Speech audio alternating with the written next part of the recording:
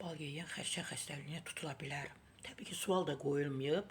Sadəcə olaraq hər birimiz çalışırıq ki, səhər-səhər tüklər demiş ki, kahvaltıda bal da olsun, bir balaca qabda da olsa çalışırıq ki, çörəyimizi üstünə yağla çəkək, yeyək. Düzdür, mən 20 ilə yaxındır kahvaltı etmirəm. Elə günorta saat 3-dən 4-dən sonra olur kahvaltım.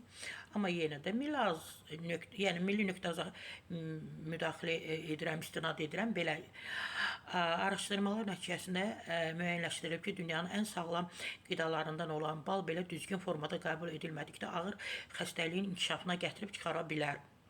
Təbii ki, mütəxəssislər deyib, belə ki, bal 40 dərəcədən yuxarı temperaturlu içki ilə qarışdırıldıqda keyfiyyətini itirir.